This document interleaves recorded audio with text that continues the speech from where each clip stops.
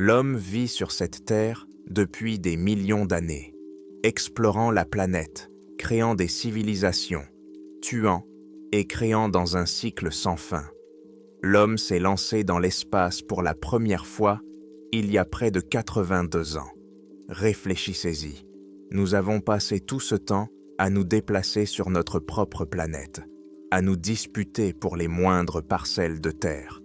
Mais lorsque nous nous sommes enfin décidés à voyager dans l'espace, il ne nous a fallu que quelques décennies pour atteindre notre but. Je suis fier que ma grand-mère ait été l'une de celles qui nous ont aidés à y parvenir. Elle a commencé son parcours en 1955, juste après l'université, en tant que stagiaire à la NASA. La course à l'espace battait déjà son plein, les États-Unis contre les Soviétiques, et elle a réussi à se retrouver au cœur de l'action. Graham y a travaillé pendant encore 40 ans, ne prenant sa retraite qu'à l'aube de l'an 2000. Elle est aujourd'hui âgée, et j'ai voulu faire quelque chose pour préserver ses souvenirs de cette époque. J'ai donc commencé à recueillir ses récits. Nous avons commencé par les bases. Nous avons parlé de la façon dont elle est arrivée là, de ce qu'elle faisait, du contexte historique de ces événements, tout ce que l'on apprend dans les cours d'histoire à l'école. Mais lorsque nous avons commencé à discuter des missions sur lesquelles elle avait travaillé, j'ai compris qu'il existait une partie importante de l'histoire qui était absente, cachée, et que personne n'avait jamais entendu, ni lu, et qui ne devait pas l'être. Il y a une raison pour laquelle l'exploration spatiale a ralenti. Il existe des missions menées en dehors des protocoles et sans enregistrement, lancées à partir de sites secrets à travers le monde. Graham a vu et entendu des horreurs au-delà de notre compréhension, venues du vide obscur de l'espace. Elle m'a fait part de ces histoires, de ces secrets que les puissants nous cachent. Le prix humain de notre curiosité est bien plus élevé qu'on ne veut bien nous le faire croire, et ces personnes méritent que leurs histoires soient connues. Je vais joindre ces récits à ici. Elle peut être un peu prolixe, comme c'est souvent le cas chez les personnes âgées. J'ai donc essayé de supprimer tout ce qui n'était pas pertinent. Je continue à trier les documents avec elle. En raison de son âge, elle ne peut pas se concentrer longtemps. C'est pourquoi nous menons ces petites interviews et ces sessions d'1 heure chaque jour. Voici la transcription de ce que Graham m'a raconté le 4 avril 2020. Je m'appelle Evelyn Laura Smart. J'ai été opératrice de communication au centre de contrôle de vol de la NASA de 1959 à 1999. J'étais celle à qui les astronautes ou l'équipage s'adressait, la voix sur Terre. Je transmettais les informations à ceux qui en avaient besoin, au service de contrôle des vols, à la navigation, aux ingénieurs, etc. Je n'avais pas prévu de travailler là-bas. C'est tombé du ciel, en quelque sorte. Je travaillais comme standardiste, principalement pour répondre aux appels d'urgence des services locaux. La NASA recrutait et l'un de mes supérieurs m'a recommandé. Et avant même que je m'en rende compte, je me suis retrouvé dans l'immense salle du centre de contrôle de vol, à regarder le grand écran de visioconférence et à parler à nos propres astronautes. Elle se lance alors dans une digression sur le charme d'Armstrong et d'Aldrin, mentionnant à plusieurs reprises les cartes de Noël envoyées par ce dernier. L'une des premières missions auxquelles j'ai assisté consistait à obtenir la première photo de la Terre depuis l'orbite. Évidemment, ma présence n'était pas vraiment nécessaire, mais nous nous sommes tous entassés dans la salle de contrôle pour voir la photo dès qu'elle serait transmise.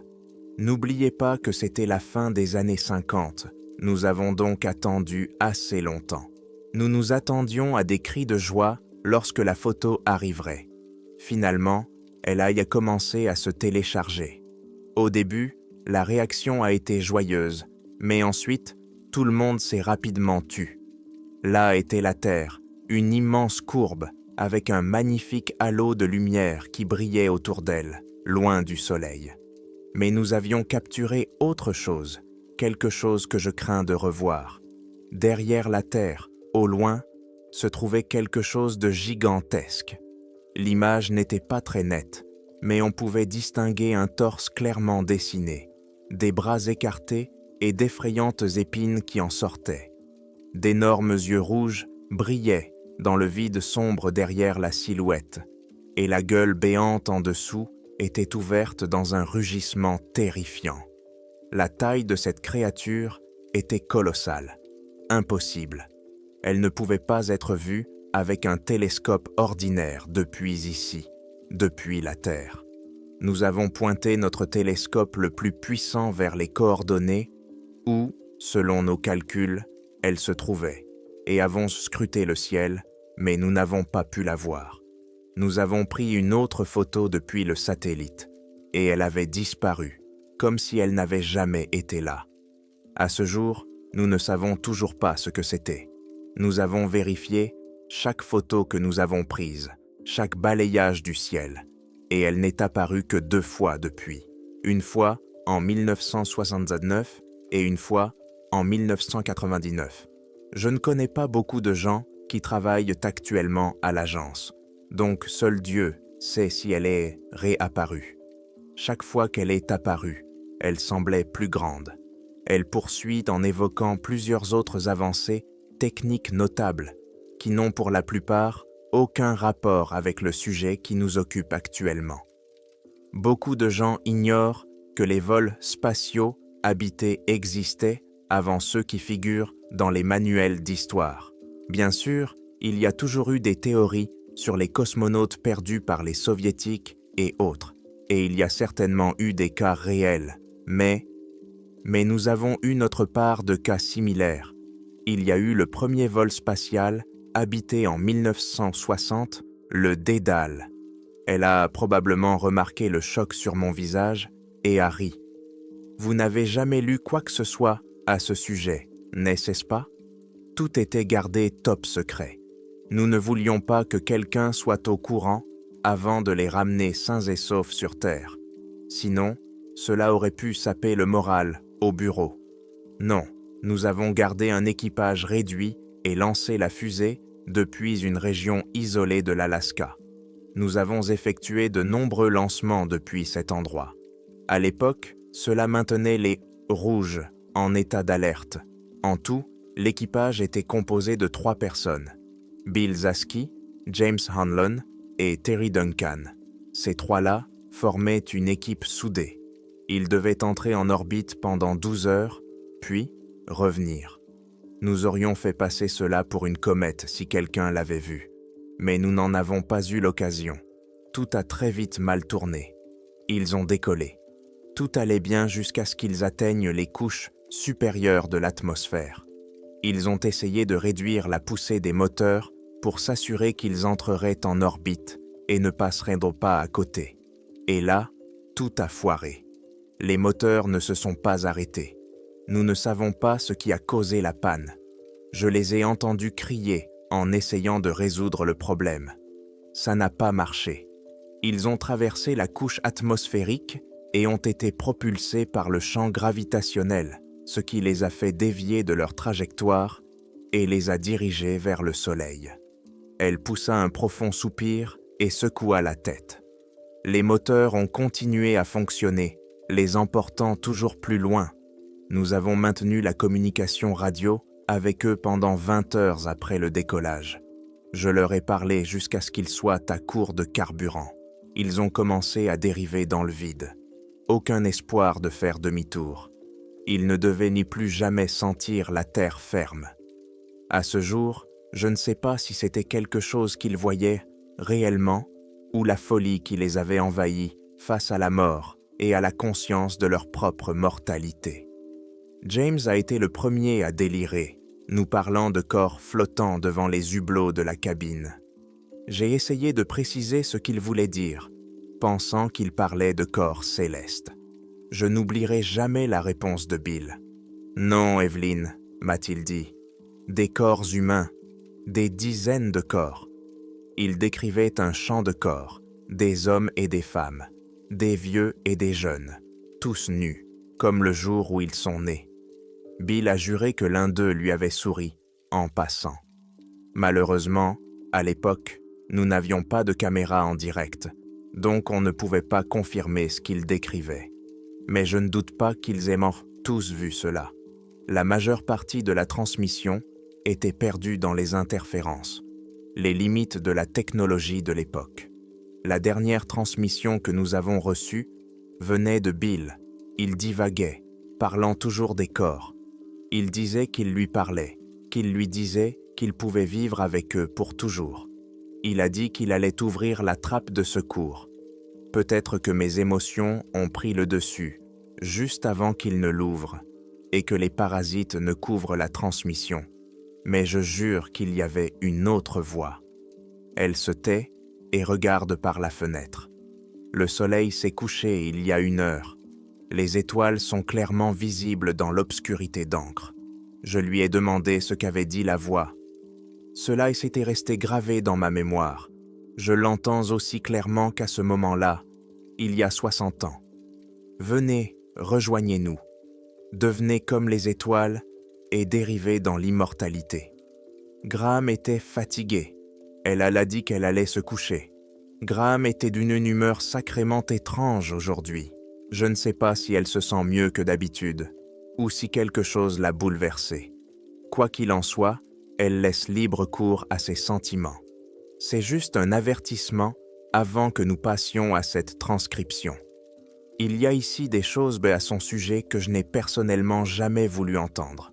Non, vraiment, elle peut me raconter comment elle a vu d'anciens monstres dans les profondeurs de l'espace. Et rien de tout cela n'est aussi effrayant que ses récits sur ses aventures avec des astronautes dans les zones d'entraînement. Burke, voici la transcription. Je vais aller boire de l'eau de Javel. Conversation du 5 avril 2020. Ah, tu veux en savoir plus? D'accord, je pense qu'il est temps d'éteindre cette merde. Survivre à la putain de crise des Caraïbes et mourir simplement parce que personne n'est assez compétent pour rester chez lui. Graham a juré comme un charretier toute la journée. Elle ne fait ça que lorsqu'elle est soit très heureuse, soit très anxieuse. Bon, voyons voir. Je t'ai dit que nous avions déjà des équipages là-haut. Oui, mais nous n'avons pas réussi à les ramener. Ces fichus rouges nous ont devancés. Mais c'est eux qui ont eu le dernier mot. Ils ont simplement envoyé Gagarine là-haut dans un tube métallique et ont attendu qu'il redescende tout seul. Chez nous, c'est l'homme lui-même qui a piloté le vaisseau pour revenir sur Terre. Qu'en penses-tu? Les Russes sont loin d'avoir la détermination des Américains. Alors nous avons mené plusieurs autres missions dès que nous avons enfin réussi à envoyer des gens là-haut et à les ramener. Dans l'ensemble, tout s'est déroulé comme sur des roulettes. Et qu'avons-nous décidé de faire ensuite? D'envoyer un homme sur cette fichue lune. Elle se lève et se dirige vers la cuisine, revenant avec une bouteille de vin rouge et un verre comiquement énorme. Je précise qu'il n'est que 2 heures de l'après-midi. J'ai travaillé avec des astronautes. Chérie, l'heure de la journée n'a aucune importance quand on est en orbite autour d'une planète. Bref, c'était en 1962, quand nous avons crashé un engin sur la face cachée de la Lune. Je suppose que c'était une sorte de test, voir à quel point nous pouvions détruire et brûler quelque chose avant d'essayer de le faire avec des gens à l'intérieur. Nous y avons envoyé l'engin Ranger 4. Il devait voler un peu autour de la Lune et prendre quelques photos avant de descendre à la surface et de prendre des photos pour nous. Nous ne les avons jamais publiées. Cela nous a tous terrifiés au centre de contrôle quand ils ont transmis les données.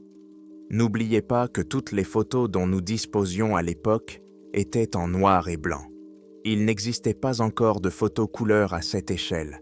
Donc, Ranger 4 atterrit là-bas et commence immédiatement à prendre des photos. Nous sommes tous là, debout, attendant de voir une plaine stérile de roches grises.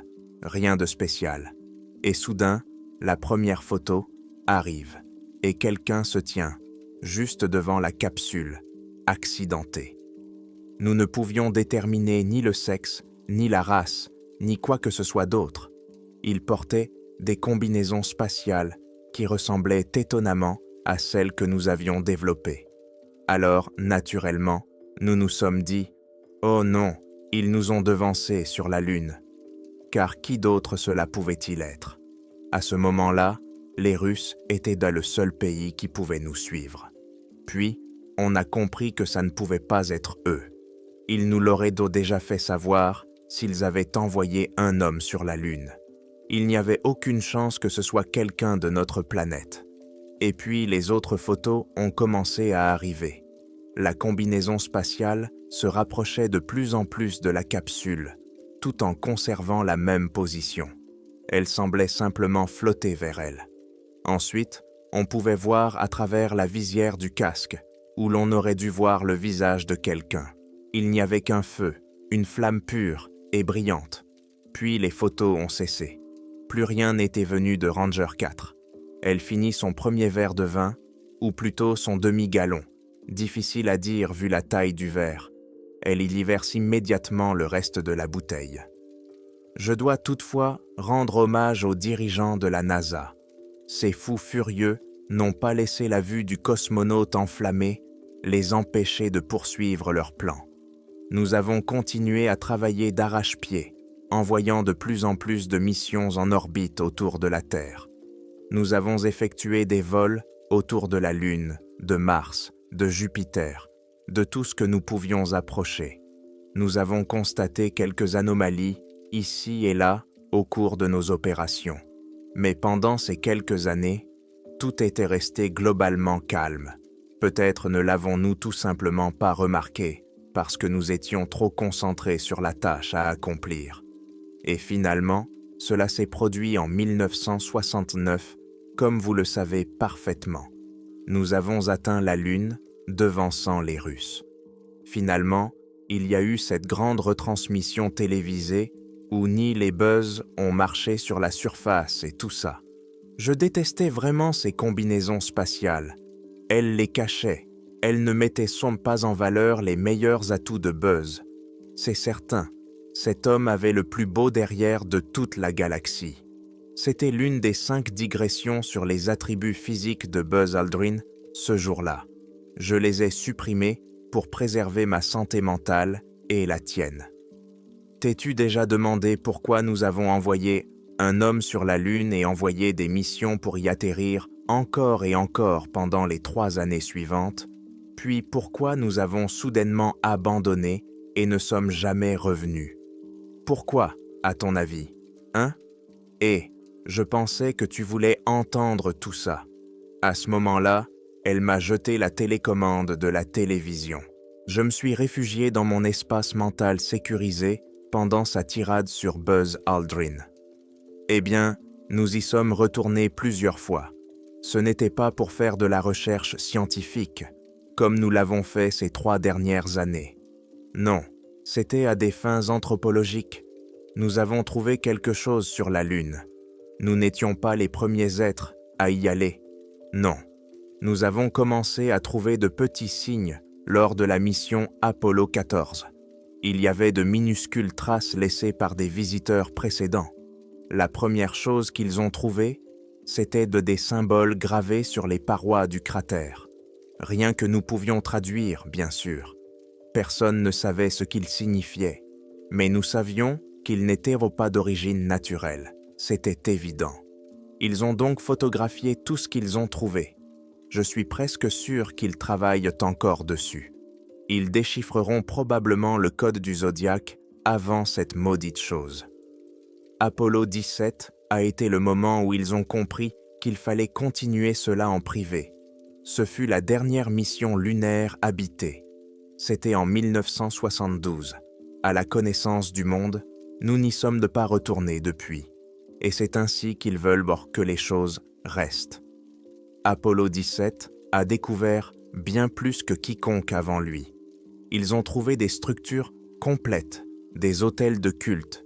C'est à cela que cela ressemblait. Je ne peux même pas décrire les images transmises. La façon dont ces choses étaient construites, c'était surnaturel. Il était impossible que des structures construites de cette manière puissent se tenir debout. C'était comme si le fantôme de Lovecraft s'était emparé d'Escher et l'avait poussé à concevoir une sorte d'église bizarre. Nous leur avons conseillé de ne pas entrer à l'intérieur.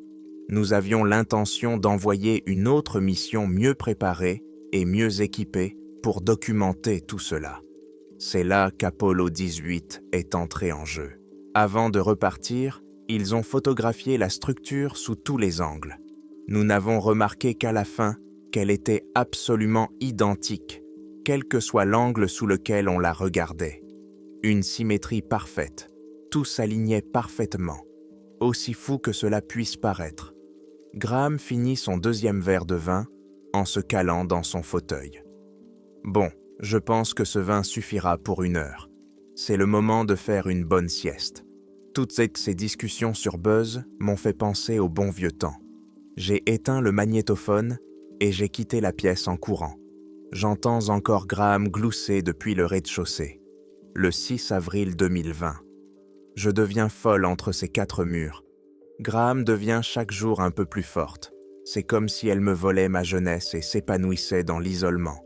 Ce journal deviendra peut-être le récit de ma descente dans la folie, entremêlée de ces histoires. Allons nous asseoir sous le porche. Il fait beau dehors. J'en ai assez d'être enfermé. J'accepte, car un peu d'air frais me ferait du bien, mais je lui fais promettre de ne pas s'approcher des voisins ou des passants dans la rue. Elle me fait un salut sarcastique à la manière des pionniers et jure qu'elle ne le fera pas. Voilà, c'est mieux ainsi. Je sens déjà mes batteries se recharger. Hier, je t'ai parlé de l'église lunaire, n'est-ce pas? C'était complètement dingue. Apollo 17 a découvert cette construction folle, parfaitement construite. C'est l'architecture la plus étrange que j'ai jamais vue. Personne ne comprenait comment elle pouvait encore tenir debout après tout ce temps.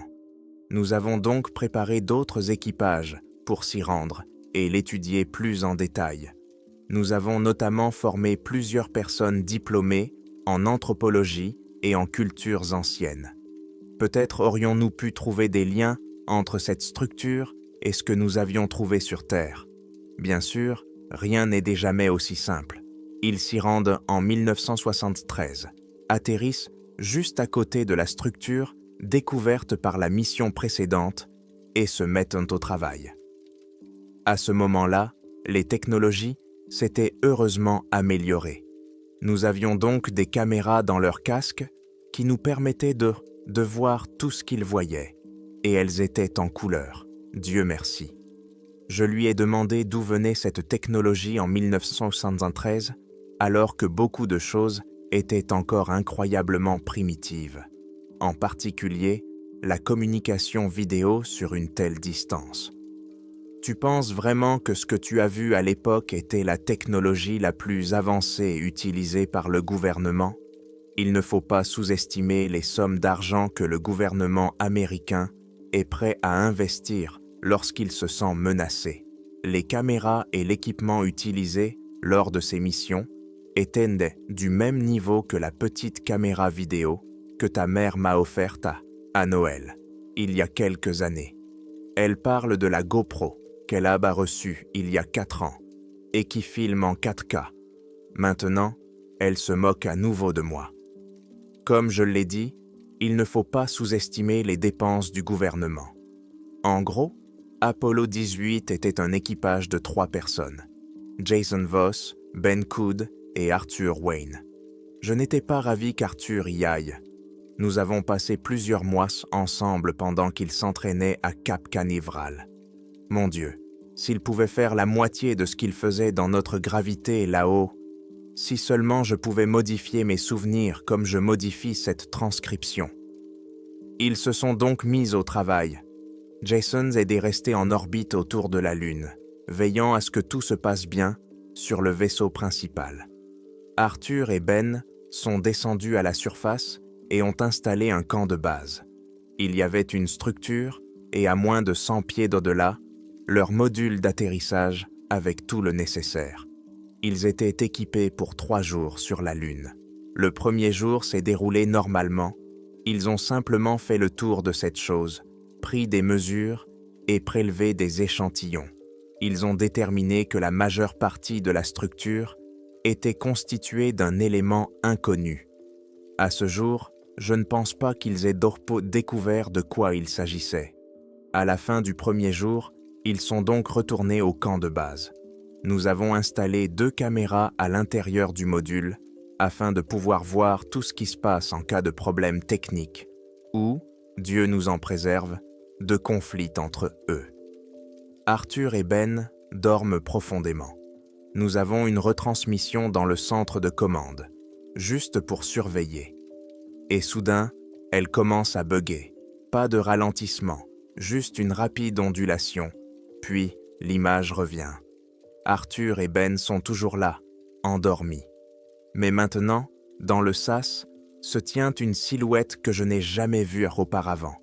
De longs membres, des mains énormes qui ressemblent presque à des pelles de bulldozer, et juste un moignon arrondi au niveau des épaules. J'ai appuyé sur le bouton de l'interphone de la capsule aussi vite que possible, en leur criant de se réveiller. Le pauvre Ben est tombé de sa couchette directement sur Arthur, ventre contre ventre. Normalement, j'aurais payé pour voir ça, mais à ce moment-là, mon cœur battait pour d'autres raisons. Ils se lèvent, tous les deux, et regardent vers le sas. Cette maudite créature est toujours là. Je pense qu'elle les regardait. Arthur lui crie dessus, lui demandant ce qu'elle veut. Un faible gargouillis se fait entendre. Rien de distinct. C'était peut-être des interférences, qui sait, mais Dieu sait que j'ai vu le visage de Ben devenir blanc comme un linge. Quand cela s'est produit, Arthur s'est un peu affaissé, détournant son regard de Ben pour le poser sur la créature. Puis, aussi vite qu'elle était apparue, elle a disparu. Pouf, directement dans... Enfin, je suppose qu'on ne peut pas dire « dans les airs », vu l'endroit où il se trouvait. Ben s'est assis sur le lit d'Arthur et s'est mis à pleurer. Il lui a fallu une bonne heure pour se calmer. Pendant ce temps, nous n'avions aucune idée de ce qui se passait. Finalement, il s'est suffisamment ressaisi pour que nous puissions lui demander ce qui s'était passé. Il a dit que la créature l'avait regardé. Elle n'avait pas d'yeux ni rien, mais il savait qu'elle le regardait. Elle a dit « Elle n'était pas destinée à vivre ». Cela nous a tous bouleversés. Près d'1 mois avant la mission, la femme de Ben avait fait une fausse couche. Elle était enceinte de 6 mois, ils attendaient une petite fille. Et puis, un jour, le bébé n'était plus là. Plus de battements de cœur, plus d'activité. Ils ne savaient pas ce qui s'était passé. Cela a déchiré Ben et sa femme.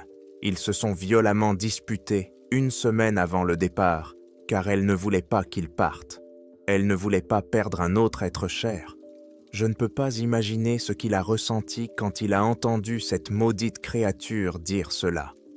Après cela, la mission a été interrompue. Tout le monde craignait ce qui pourrait arriver au moral de Ben si quelque chose d'autre se produisait. Ils ont fait leurs valises et ont foutu le camp. Ben s'est ensuite enivré jusqu'à en perdre le pouls et a fini par sortir de la route avec sa voiture à 240 km/h, vers 3 heures du matin. Il n'y avait presque rien à enterrer. Graham essuie une larme involontaire. Un homme court dans la rue avec son chien. En s'approchant de notre maison, Graham lui lance un bonjour. Il s'approche et commence à parler, à mon grand mécontentement. Graham bavarde avec enthousiasme et se penche pour caresser le chien. Je lui rappelle que nous devons garder nos distances pour des raisons de sécurité. « Désolé, Jerry, mon petit-fils joue les durs. À une prochaine fois. » En gros, c'était la fin de l'Apollo 18. Nous en avions appris un peu plus, mais nous étions prêts à réessayer. J'étais simplement reconnaissante qu'Arthur soit revenu sain et sauf. En fait, nous étions fiancés. Vous imaginez? Il y a longtemps, avant qu'il ne repart en mission avec le 19, en 1974. Cela m'a un peu surprise. D'après ce qu'on m'avait dit, Graham n'avait jamais été marié, et mon grand-père était mort dans un accident de voiture peu après avoir appris qu'elle était enceinte de ma mère. Nous avons passé beaucoup de temps ensemble à cette époque. C'était merveilleux. Cet homme me manque. Arthur et Jason, se sont portés volontaires pour participer à la 19e mission. Je pense qu'Arthur était déterminé à pénétrer à l'intérieur de la structure et à découvrir ce qui s'y passait exactement. Il y avait aussi un nouveau venu avec eux, Paul Orson. Ancien béret vert, il avait combattu au Vietnam. Un dur à cuire, pas du genre bavard. Il ne savait même pas ce qu'ils allaient là se retrouver. Alors il voulait que quelqu'un, avec une formation militaire, les accompagne. Tout se passe bien. C'est devenu une routine. Ils atterrissent au même endroit pour le camp de base. Cette fois-ci, Arthur et Paul. Ils sont arrivés le premier jour et ont tout installé. Ils ont ensuite décidé de se reposer quelques heures avant de s'engager à l'intérieur. Ils ne comprenaient même pas qu'il fallait d'abord trouver l'entrée. Apparemment, pendant toute la durée de l'exploration de la structure, tout le monde avait simplement supposé qu'il y aurait une porte quelque part. Mais ce n'était pas le cas. Tous les murs extérieurs étaient là, lisses. Aucune fissure, aucun joint indiquant la présence d'une porte. Ils ont fouillé chaque centimètre carré de cette chose. Rien. Et voilà que je regarde à travers la caméra d'Arthur pendant qu'il fait le tour de la structure. Même en faible gravité, il était aussi maladroit qu'un éléphant. Il a trébuché et est tombé à travers le mur. Pendant un instant, nous avons cru l'avoir perdu. On aurait dit que la caméra avait heurté quelque chose et avait court-circuité. Puis il nous a demandé si nous voyions la même chose. À l'intérieur, la structure était plus grande qu'à l'extérieur. Il y avait beaucoup plus d'espace pour se déplacer. Des lumières flottaient dans les airs comme des étoiles, baignant tout d'une douce lueur. C'était comme une mini-galaxie, enfermée dans un seul bâtiment. Probablement l'une des plus belles choses que j'ai jamais vues. Arthur a alors reculé, voulant s'assurer qu'il pouvait entrer et sortir librement de la structure, avant de s'y retrouver piégé. Et cela semblait fonctionner normalement, comme s'il y avait un portail, un voile fin, là où le mur semblait être un mur, mais n'en était pas un. Il a attrapé Paul et lui a montré ce qu'il avait trouvé. Je ne pense pas qu'il ait été particulièrement impressionné. Il était plutôt prêt à tirer dessus s'il avait trouvé un pistolet. En continuant leur exploration, ils ont trouvé un petit escalier en colimaçon, presque comme une rampe, qui descendait depuis la salle principale. Ils l'ont emprunté pendant environ 1 heure avant d'arriver quelque part. En chemin, ils ont vu encore plus de ces étranges symboles sur les murs. Quand ils sont arrivés en bas, cela ressemblait à une sorte d'église. Je n'ai aucune idée de ce qu'ils adoraient, ni de qui ils adoraient ça. Mais au fond, il y avait un autel. Une statue se dressait dans une niche derrière lui. Elle m'a semblé être une sorte de pyramide allongée. Je ne sais pas trop comment décrire sa géométrie. Il y avait des angles qui se confondaient avec des angles plus petits, des courbes, là où il aurait dû y avoir des lignes. C'était comme si mon cerveau essayait de comprendre cela à travers la transmission de la caméra. Mais au lieu de cela, il mélangeait tout. À peu près à ce moment-là, nous avons remarqué des taches sur l'autel. Nous ne sommes de toujours pas sûrs à 100% de ce que c'était, mais notre hypothèse était assez bonne. C'était du sang séché. De toute évidence, cela était là depuis longtemps, mais cela avait toujours cette couleur rouge-rouille que seul le sang séché peut avoir. Il était éclaboussé partout, comme si quelqu'un avait eu la gorge tranchée et avait dû être balancé dans tous les sens. Il devait y avoir des litres de sang. Les hommes en avaient assez vu pour la journée. Ils retournèrent au camp pour noter leur découverte et se coucher. Ils dormirent peut-être 2 ou 3 heures quand cela se reproduisit. La caméra se détraqua comme la fois précédente et la créature apparut. Mais cette fois, ce n'était pas dans le sas. Elle apparut juste à côté de leur maudit lit. Nous avons essayé de les avertir, mais en vain. C'était comme si nos haut-parleurs étaient lions coupés. Nous ne pouvions que regarder, horrifiés. La créature s'est penchée vers Paul et lui a dit quelque chose avec ce son gargouillant que nous avions entendu la dernière fois. Dieu seul sait quoi, puis elle a disparu à nouveau. Il n'y a personne. Paul s'est levé et a commencé à enfiler sa combinaison pour sortir. J'ai continué à appuyer sur le bouton pour lui demander ce qu'il faisait. Pas de réponse.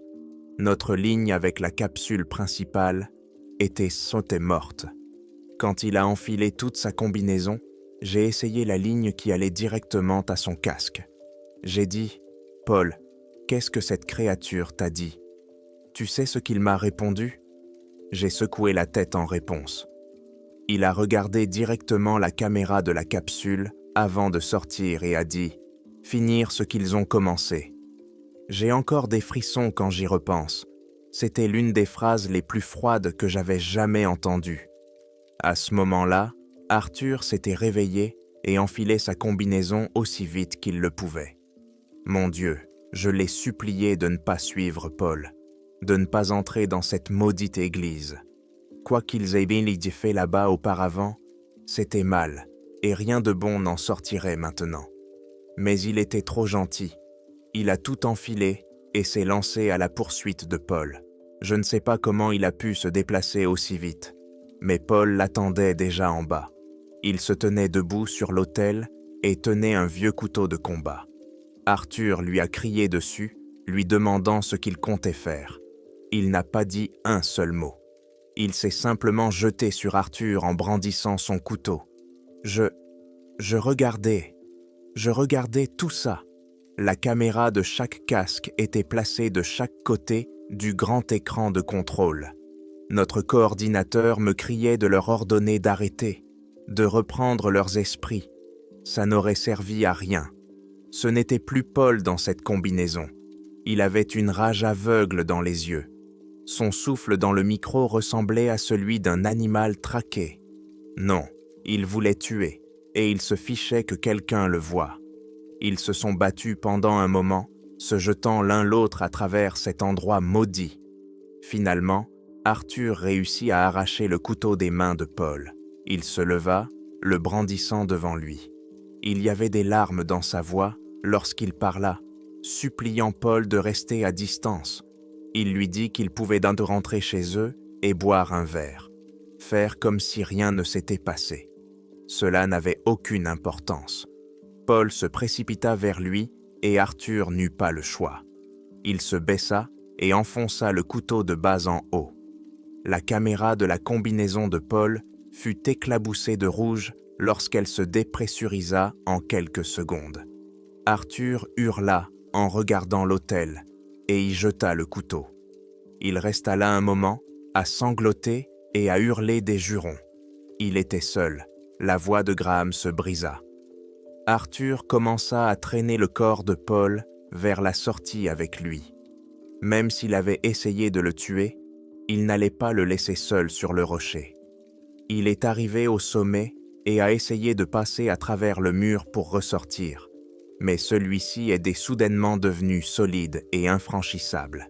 Il a essayé d'autres murs, essayant de s'assurer que son état émotionnel ne l'avait pas induit en erreur. Rien. Il n'y avait toujours pas d'issue. Il s'est adossé au mur, prenant de profondes inspirations superficielles. D'après ses calculs, il lui restait environ 10 minutes d'oxygène dans sa bouteille. À l'époque, les combinaisons de spatiales n'étaient même pas conçues pour de longues sorties.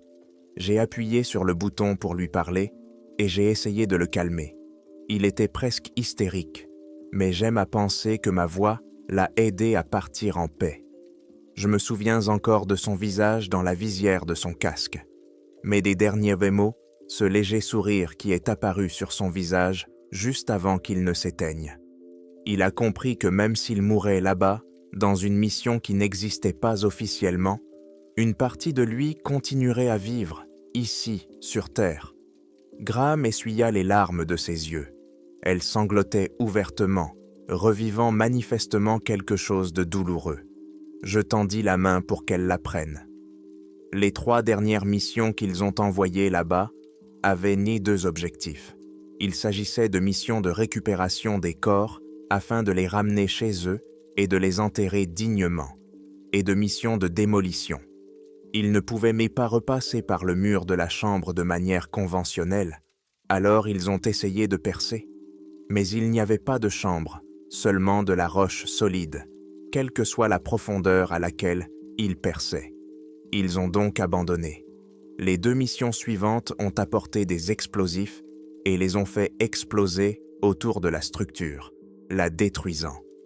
Nous ne sommes pas retournés sur la Lune depuis, pas après cette perte.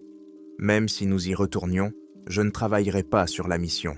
Je refuserai catégoriquement. Je leur ai dit que je ne participerai plus à aucune mission d'atterrissage habitée après cela. Ils auraient dû trouver un autre chef des communications. Elle m'a regardé un instant avant de reporter son regard vers le ciel. La lune était déjà là, à l'orée de la nuit. Elle a poussé un long soupir. Parfois, la nuit, je regarde la lune et j'aime penser qu'il est toujours là, qu'il veille sur moi, qu'il veille sur nous. Il serait si fier que j'en parle enfin à quelqu'un. Il parlait toujours de sa famille et de ses petits-enfants. Je pense qu'il était là-haut en ce moment, avec son sourire malicieux habituel. Je suis sûr qu'il est fier de toi, où qu'il soit. Graham a regardé encore un instant, tandis que je restais assis, abasourdi. Puis elle s'est levée, m'a pris dans ses bras et s'est retournée dans la maison pour se préparer à aller se coucher. Le 7 avril 2020, je vais essayer de laisser un peu d'espace à Graham aujourd'hui. Elle semble encore un peu perturbée après la nuit dernière. Elle et Kate est restée dehors pour regarder la beau lune rose. Elle a dit qu'elle se sentait mieux après cela. Comme si Arthur avait trouvé la paix là-haut. Le 8 avril 2020, elle et Gil est revenue à son état normal. Tiens, regardez qui s'est enfin réveillé. Je pensais devoir dessiner un pentagramme sur le sol et t'invoquer ici. Passe-moi cette miche de pain sur la table. Je n'ai jamais eu autant envie de fromage grillé de toute ma vie. Bon, voyons voir. Je t'ai déjà parlé du Skylab ?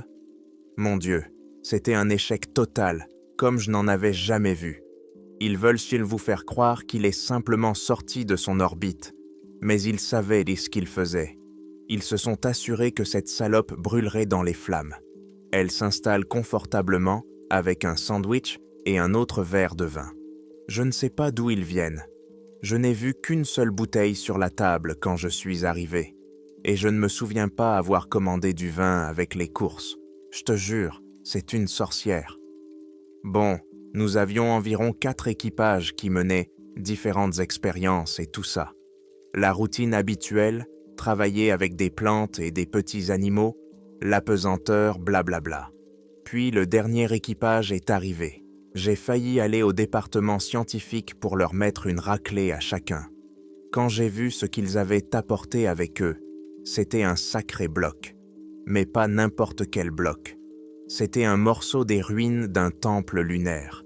Ils essayaient toujours de comprendre de quoi il était fait. Bon sang, après tout ce temps. Alors ils le tripotent, le touchent, essaient de le chauffer pour voir comment il réagit. Ces idiots n'ont aucune idée de ce qu'ils font. Un jour, ils l'ont laissé dans le laboratoire, après le travail. Et tout à coup, il a commencé à grandir sous nos yeux. Il s'est simplement étendu, grandissant vers l'extérieur et vers l'intérieur, envahissant tout le compartiment. À Skylab, nous ne comprenons pas comment il a pu être stocké aussi longtemps, et commencer à faire cela seulement maintenant. Peut-être la proximité de la Lune ou quelque chose comme ça. Peut-être ce qu'ils lui ont fait, je ne sais pas. Cette chose avait envahi la moitié de la station au bout de 24 heures. Graham gesticule frénétiquement, écartant les bras pour montrer l'ampleur de ce qui s'est passé. Donc, cette créature transforme la station en une nouvelle version du temple lunaire. Des saillies apparaissent, des angles étranges qui partent dans tous les sens. Ça a l'air complètement fou. Heureusement, l'équipage a quitté les lieux à bord de la navette principale dès que cela a commencé. La structure a simplement continué à s'étendre de plus en plus à mesure qu'elle progressait. Les caméras à l'intérieur continuaient à transmettre le signal. C'est ce qui est étrange. Peu importe la quantité de métal et de tuyaux de la station que cette chose a capturé et transformé, les caméras ont continué à fonctionner. Nous avons vu cette petite galaxie juste là, dans le laboratoire. Les compartiments d'habitation se sont transformés, s'étirant jusqu'à ressembler à une salle de culte. À la fin, ce maudit hôtel est apparu, celui-là même. Cela a scellé le sort de la haute direction. Le Skylab était manifestement perdu. Nous ne savions pas combien de temps cette chose allait continuer à grandir là-bas, ni à quoi elle allait s'accrocher ensuite. Ils ont donc commencé à travailler à l'envoi d'une sonde équipée d'une ogive. Ils avaient l'intention de la détruire directement en orbite, afin qu'elle s'envole dans l'espace lointain ou brûle dans l'atmosphère. Pendant tout ce temps, ils surveillaient les caméras. J'y ai vu des choses qui n'étaient même pas destinées à être vues par des yeux humains.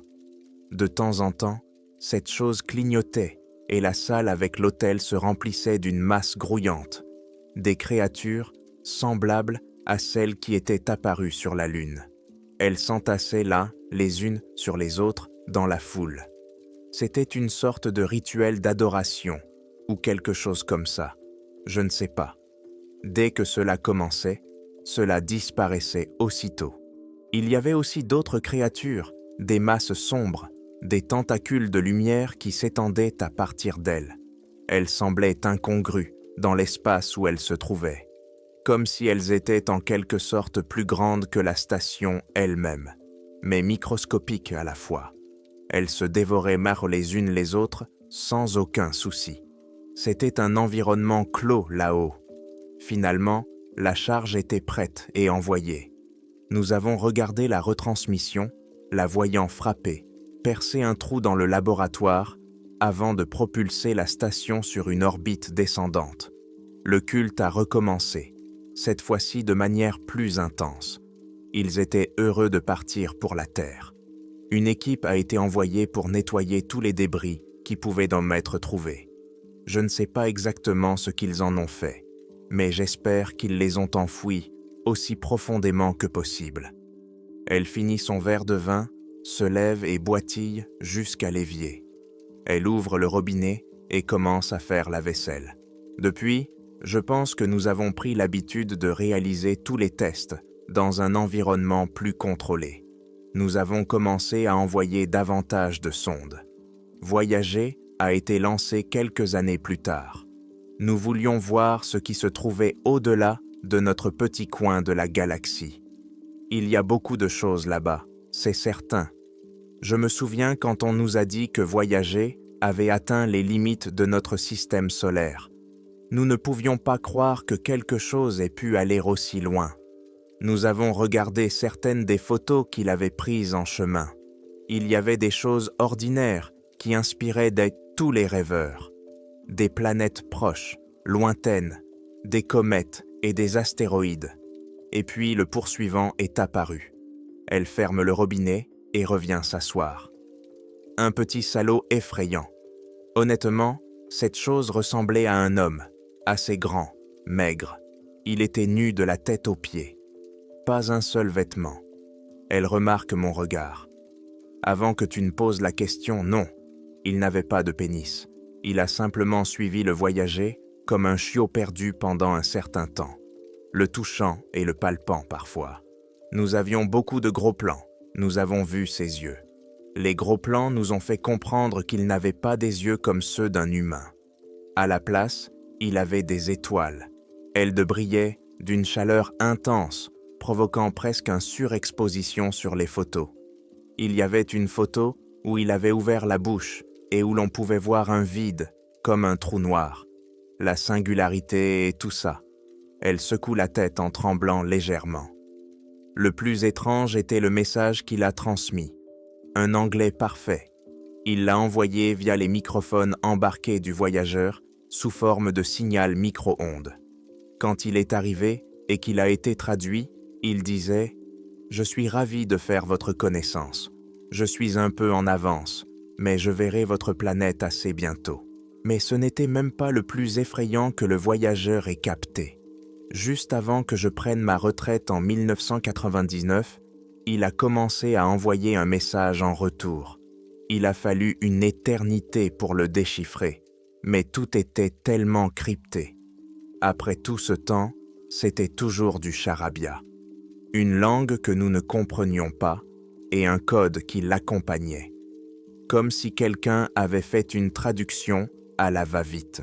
« Que disait-il » ai-je demandé. « Faites demi-tour avant qu'il ne vous repère, vous aussi. » Graham a dit qu'elle voulait prendre l'air. J'ai remarqué qu'elle avait besoin de plus de temps que d'habitude pour se déplacer, comme si elle avait mal. Je lui demande si elle va bien. Ses vieux os sont plus solides que tu ne le seras jamais. Maintenant, je vais me promener. On finira ça demain, le soir du 9 avril 2020. Graham m'a demandé de m'asseoir sur le porche et de regarder la lune ce soir. Elle dit que c'est la dernière de ces histoires. Je n'arrive pas à croire que je suis à la retraite depuis 20 ans déjà. Ça semble fou maintenant.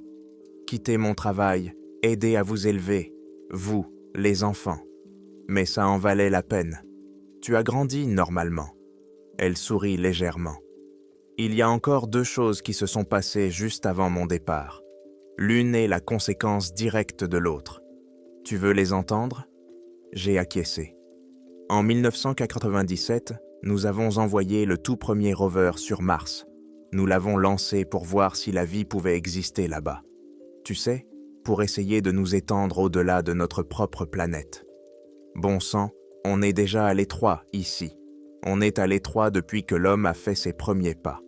Le meilleur dans toute cette distanciation sociale, c'est que j'ai une excuse pour dire aux gens de me laisser tranquille.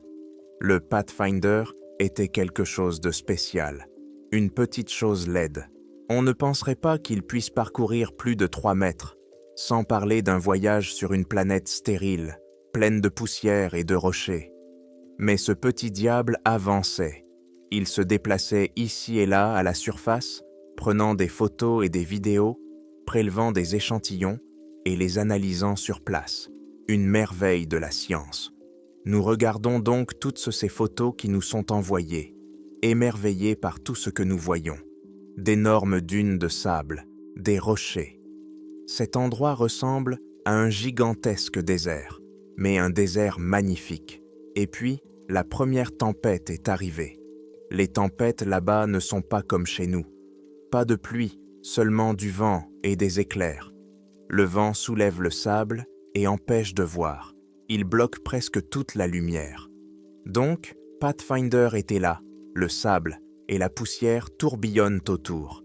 Et puis, dans un éclair, vous voyez cette silhouette imposante. Elle était mince, incroyablement grande. Tout en elle était disproportionné, mais nous n'avons fait le lien qu'au moment du coup de tonnerre suivant. C'était encore une de ces maudites créatures venues de la Lune, celles qui sont apparues lorsque le Skylab s'est transformé. Mais celle-ci était beaucoup plus grande, au moins 10 fois plus grande que la première que nous avions vue. Quand elle a parlé, nous l'avons tous entendue. Cette fois, ce n'était pas un mélange de sons gargouillants. C'était clair comme le jour. Après cela, nous avons tous compris que nous ne l'avions pas entendue à voix haute. Dans nos têtes, chacun avait entendu la même chose. Le temple vivra. Nous avons régné et nous régnerons à nouveau, en adorant parmi les étoiles. Puis elle a disparu avec la tempête. Nous n'avons plus jamais vu une créature aussi énorme que celle-là. En fait, nous n'avons plus vu aucun d'entre eux depuis. En réalité, le Pathfinder n'a eu aucune autre rencontre là-bas pendant tout ce temps. Et d'après ce que j'ai entendu des gars qui travaillent encore là-bas, ils n'ont rien trouvé d'inhabituel. La NASA a pris l'habitude de contacter d'autres pays pour leur parler du temple. À ce moment-là, bien sûr, les Russes étaient déjà au courant, les salauds. Il s'avère qu'ils avaient volé vers la Lune à un moment donné et avaient y trouvé les ruines du temple. Ils en ont ramené une partie avec eux et ont fini par perdre tout contrôle dessus en 1986. Beaucoup de vies ont été perdues là-bas parce qu'ils ne savaient même pas à quoi ils jouaient, bon sang. Ils ont fait des expériences avec ça dans un laboratoire souterrain et tout a dérapé. Mais bien sûr, quelle a drôle été leur première réaction quand ce putain de temple spatial et ces maudites créatures sont apparus dans leur arrière-cour. Ils ont bombardé ce truc avec des armes nucléaires jusqu'à ce qu'il n'en reste plus rien. Ils ont tué beaucoup de leurs propres citoyens et ont couvert cela en disant qu'il s'agissait d'une sorte de fusion nucléaire. Les images qu'ils nous ont montrées, je ne les oublierai jamais. Ces salauds n'ont même pas utilisé la bombe atomique tout de suite. C'est pourquoi il y a eu autant de précipitations. Ils ont laissé cela durer au moins une semaine, absorbant tout et enregistrant ce qui se passait. Il y avait des gens à l'intérieur de cette salle d'hôtel lorsque leur session d'adoration a commencé. Ces pauvres âmes méritaient bien plus de miséricorde que quiconque pouvait leur en accorder. Après cela, nous avons tous convenu que notre priorité absolue était de protéger la Terre contre quoi que ce soit, en empêchant tout cela de descendre ici. C'est à ce moment-là qu'ils ont commencé à travailler sur la station spatiale. Je ne sais pas grand-chose de ce qu'ils en ont fait récemment, car elle venait d'être lancée lorsque j'ai pris ma retraite. Ils l'ont construite pour mieux surveiller ce qui se passe là-haut, en orbite, où ils peuvent me mener des expériences et lancer des contre-mesures sans que personne ici, sur Terre, ne s'en aperçoive. Une bonne idée, je pense. Mais je sais que bien avant mon départ, ils avaient un satellite qui a retrouvé la chaîne de corps, celle-là même qui a emporté le premier équipage. Nous pouvions entendre les chuchotements transmis. Je me réveille encore la nuit en entendant ces chuchotements. Que disait-il ? Venez à nous, devenez des victimes, dérivez éternellement comme un autel vivant pour eux. Pour eux ? Qui sait ? Peut-être était-ce cette énorme créature qu'ils avaient hier vue sur les photos. Peut-être était-ce la raison pour laquelle le temple avait été construit, ou ce dont le poursuivant nous avait mis en garde. Il y a tant de choses que nous ignorons encore sur ce qui se trouve là-haut. Probablement des choses que nous ne saurons jamais. Tout cela est simplement perdu dans les profondeurs de l'espace. Cela n'a jamais été destiné à être compris. Mais nous sommes toujours là. C'est déjà quelque chose. Cela signifie qu'ils nous ont protégés jusqu'à présent. Ou peut-être s'agit-il d'autre chose. Qui veille sur nous ? La lune était désormais entièrement visible à l'horizon, brillant de mille feux à mesure qu'elle s'élevait dans le ciel. Graham se leva et sortit dans la lumière lunaire, regardant vers le haut. « Je sais que tu es là, Arthur, je sais que tu veilles sur nous tous. Tu es de rester là-haut parce que tu étais un vieux têtu, pensant que tu devais tout faire pour que les gens ne voient pas ce que tu voyais. Mais je t'ai senti la nuit dernière. À la pleine lune, tu étais là. Nous danserons bientôt à nouveau ensemble, au clair de lune. Je t'aime. Graham me dit qu'il va rester ici encore un peu. Je vais monter et commencer à déchiffrer tout ça. Peut-être que je vais pouvoir me détendre un peu. J'en ai marre de rester assis dans cette fichue maison. Graham dansait au clair de lune quand je suis entré, en fredonnant « Fly me to the moon » le 10 avril 2020. Graham est décédé tôt ce matin. Je suis allé dans la cuisine pour boire un verre et j'ai remarqué que la porte d'entrée était encore entr'ouverte. Ce n'était pas normal à 2 heures du matin, alors je suis sorti pour vérifier. Graham était assise dans son fauteuil à bascule sur le porche, baignée par la lumière vive de la lune. Elle avait le sourire aux lèvres. Elle était morte paisiblement dans son sommeil, emportée dans la lumière de la lune par ceux qu'elle aimait.